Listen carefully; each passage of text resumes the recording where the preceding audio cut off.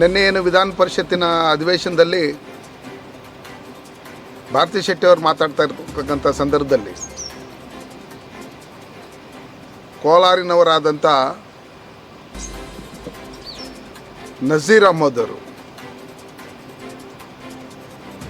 ಸನ್ಮಾನ್ಯ ನರೇಂದ್ರ ಮೋದಿಜಿಯವ್ರನ್ನ ಇಡೀ ವಿಶ್ವನೇ ಅವರನ್ನು ವಿಶ್ವನಾಯಕರಂತೇಳಿ ಒಪ್ಕೊಂಡು ಯಾವ ರೀತಿ ಅವರು ಅಭಿವೃದ್ಧಿ ಕೆಲಸಗಳನ್ನು ಮಾಡ್ತಾ ಇದ್ದಾರೆ, ಇಡೀ ಪ್ರಪಂಚದಲ್ಲಿ 18 ರಾಷ್ಟ್ರಗಳಲ್ಲಿ ಅವರಿಗೆ ಅತ್ಯುನ್ನತ ಪ್ರಶಸ್ತಿಯನ್ನು ಕೊಟ್ಟಿರ್ತಕ್ಕಂಥದ್ದು ಇದನ್ನೆಲ್ಲ ಗೊತ್ತಿದ್ರು 2014ರಿಂದ ಇದುವರೆಗೂ ಯಾವುದೇ ಒಂದೇ ಒಂದು ಸಿಂಗಲ್ ಪೈಸೆ ಒಂದೇ 1% ಭ್ರಷ್ಟಾಚಾರ ಇಲ್ಲದೆ ಇಡೀ ದೇಶಕ್ಕೋಸ್ಕರ ಸರ್ವರಿಗೂ ಸಮಪಾಲು ಸರ್ವರಿಗೂ ಸಮಬಾಳು ಸಬ್ಕಾ ಸಾಥ್ ಸಬ್ಕಾ ವಿಕಾಸ್ ಅನ್ನೋ ಮಂತ್ರದೊಂದಿಗೆ ಏನು ಅಭಿವೃದ್ಧಿ ಕೆಲಸಗಳನ್ನು ಮಾಡ್ತಾ ಇದ್ದಾರೆ, ಈ ಕಾಂಗ್ರೆಸ್ ಅವ್ರ ಕೈನಲ್ಲಿ ಸಹಿಸೋಕ್ಕಾಗದೆ ಇವತ್ತು ಕೇಂದ್ರದಿಂದ ಬಜೆಟ್ನ ಸಂದರ್ಭದಲ್ಲಿ ಕರ್ನಾಟಕಕ್ಕೆ ಹೆಚ್ಚಿನ ಅನುದಾನ ಕೊಟ್ಟರೇನು ಇವರು ದೇಶದ್ರೋಹಿ ಅಂತ ಪದ ಬಳಸಿರ್ತಕ್ಕಂಥದ್ದು ನೋಡಿದರೆ ನಾನು ಈ ನಜೀರ್ ಅಹಮದ್ ಅವ್ರಿಗೆ ಹೇಳ್ತೀನಿ, ಫಸ್ಟ್ ನೀವು ದೇಶದ್ರೋಹಿಗಳು.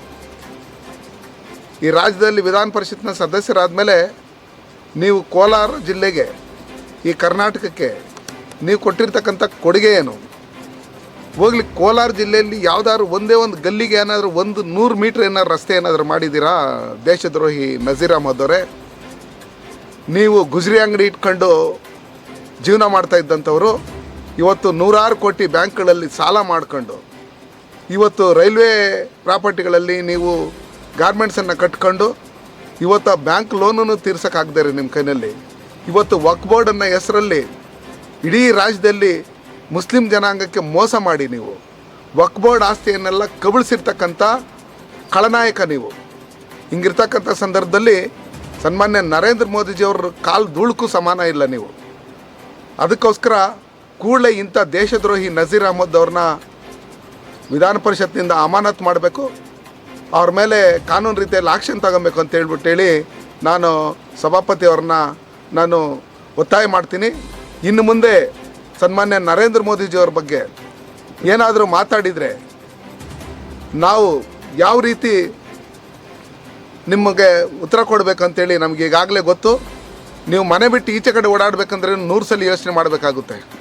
ಈ ದೇಶದಲ್ಲಿದ್ದು ಈ ದೇಶದ ಅನ್ನ, ಈ ದೇಶದ ನೆಲ, ಜಲ ಪ್ರತಿಯೊಂದನ್ನು ಅನುಭವಿಸಿ ಪಾಕಿಸ್ತಾನ ಏಜೆಂಟ್ ಅಂತ ವರ್ತನೆ ಮಾಡ್ತಾ ಇರ್ತಕ್ಕಂಥದ್ದು ನೀವು ವಿಧಾನ ಪರಿಷತ್ ಸದಸ್ಯರಾಗಿರ್ತಕ್ಕಂಥದ್ದು ಬರೀ ಒಂದು ಕಮ್ಯುನಿಟಿಗಲ್ಲ, ಇಲ್ಲ ಬರೀ ನಿಮ್ಮ ಮನೆಗೆ ಒಳ್ಳೇದು ಮಾಡ್ಕೊಳ್ಳೋದಕ್ಕಲ್ಲ, ಇಡೀ ರಾಜ್ಯಕ್ಕೆ, ಇಡೀ ಜನಾಂಗಕ್ಕೆ, ಎಲ್ಲ ಜಾತಿ ಜನಾಂಗಕ್ಕೂ ಒಳ್ಳೆ ಕೆಲಸ ಮಾಡೋದನ್ನು ಬಿಟ್ಟು ಇವತ್ತು ಮುಖ್ಯಮಂತ್ರಿಗಳ ಕಾರ್ಯದರ್ಶಿಯಾಗಿ ನೀವು ಕ್ಯಾಬಿನೆಟ್ ರ್ಯಾಂಕನ್ನು ಕೊಟ್ಟಿದ್ದಾರೆ. ನಾಲಾಯಕ ನಿಮಗೆ ಆ ಪದವಿನ ತಗೊಳ್ಳೋದಕ್ಕೆ ನೀವು ಯೋಗ್ಯರಲ್ಲ ಅಂತ ಹೇಳಕ್ಕೆ ಇಷ್ಟಪಡ್ತೀನಿ. ನೀವು ಈ ದೇಶದಲ್ಲಿರೋದಕ್ಕೆ ನಾಲಾಯಕು. ಅದಕ್ಕೋಸ್ಕರ ನಿಮ್ಮಂಥವ್ರಿಗೆ ಜಾಗ ಪಾಕಿಸ್ತಾನದಲ್ಲಿದೆ. ನೀವೇನಿದ್ರೇನು ಉಗ್ರಗಾಮಿಗಳನ್ನು ಬೆಳೆಸ್ಕೊಂಡು ದೇಶ ವಿರುದ್ಧವಾಗಿ ಪಾಕಿಸ್ತಾನಕ್ಕೆ ಜಿಂದಾಬಾದ್ ಅಂತೇಳಿ ವಿಧಾನಸೌಧದಲ್ಲಿ ಕೂಗಂಥವ್ರ ಜೊತೆಯಲ್ಲಿ ಆ ಐವಾನ್ ಡಿಸೋಜಾ ಇರಲಿ, ಯಾರ್ಯಾರು ಇದ್ದಾರೆ ನೀವೆಲ್ಲ ಗೊತ್ತು. ನಿಮ್ಮದೆಲ್ಲ ಆಲಿಬಾಬಾ 40 ಸೋರ್ಸ್ ಅಂತ ಹೇಳ್ಬಿಟ್ಟು ಏನು ನೀವೆಲ್ಲ ಟೀಮ್ ಇದ್ದೀರಿ, ನೀವೆಲ್ಲ ಈ ದೇಶದಲ್ಲಿದ್ದು ದೇಶದ್ರೋಹಿಗಳು. ಅದಕ್ಕೋಸ್ಕರ ನೀವು ಭಾರತ ಬಿಟ್ಟು ತೊಲಗಿ ಅಂತೇಳಿ ನಾನು ಈ ಮೂಲಕ ಹೇಳೋಕ್ಕೆ ಇಷ್ಟಪಡ್ತೀನಿ.